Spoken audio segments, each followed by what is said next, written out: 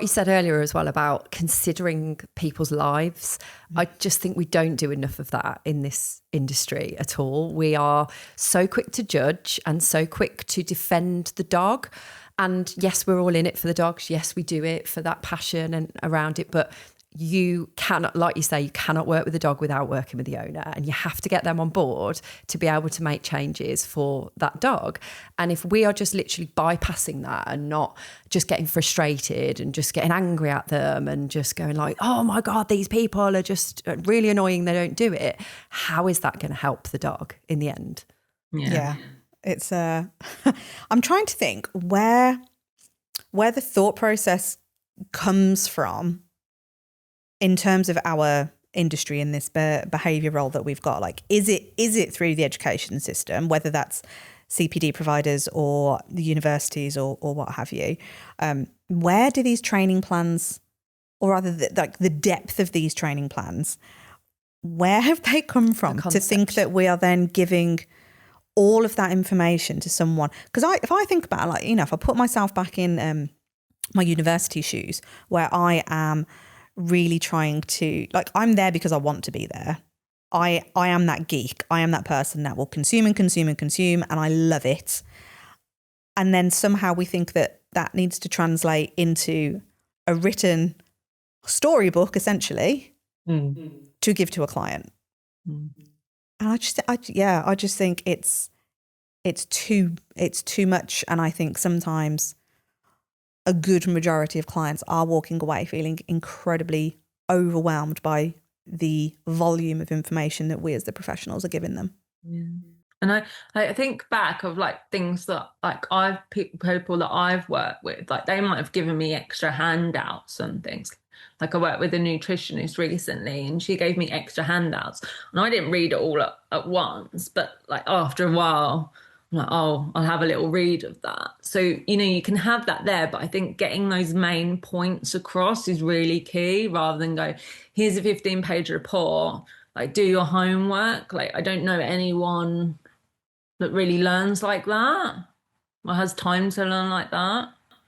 Yeah, and even yeah, it is. It's having it all in one go, isn't it? And that overwhelm around that. And even if you drip fed the information out, like this is something that we are keen to, when we're working with our clients, is to help them understand that giving them just tons of information in one go is just going to have the opposite effect. It's got it all out of your brain and you've done your job okay. And I think that's what it is. It's like I've given them everything that I've got. I've given them all the knowledge, but then it's being received like this, whoa, like I do not know how to even start compartmentalizing that information and prioritizing it. And like you say, having main points to start with, like there's your starting point, and then we'll come on to this bit next and come on to this bit next.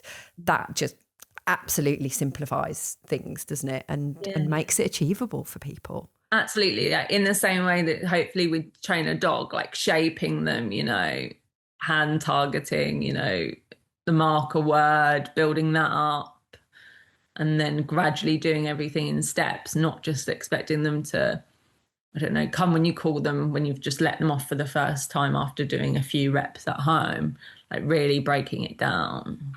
Yeah. And I think we don't look at it enough in that dog training as like kind of with that hat on, do we? We know it because we do it for dogs, but we don't translate that to human beings. No. And it's so weird, isn't it? Because as you guys were just talking, I am thinking like we know this as professionals. We know that it's going to take time to even teach a recall, for example. And you know, you can do the shaping, you can do all these various different ways to get the dog on how to do it. And we know we're just focusing on that one thing. And we know that that's going to take time. Yet, I don't know why my brain kind of went here. We then start thinking as the professional that if somebody is inquiring for, say, recall, you would sell them one session because you can teach recall in one session. Yeah. But it's the application. Yeah. And it's the follow through and it's the support that an owner, a human being, would need to understand, because they are not the geek that we all are, because we love it.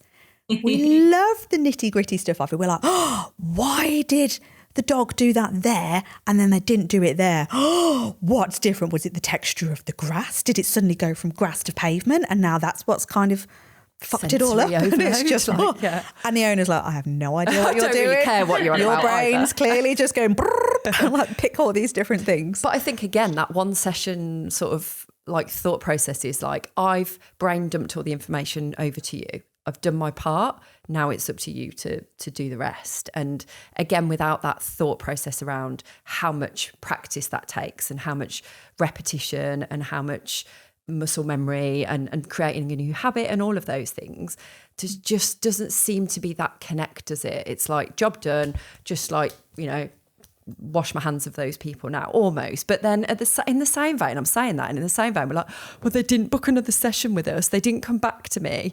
And it's like, well, you've given them absolutely everything. You've probably scared them away. I know I've done that in the past with people, thinking it was the right approach.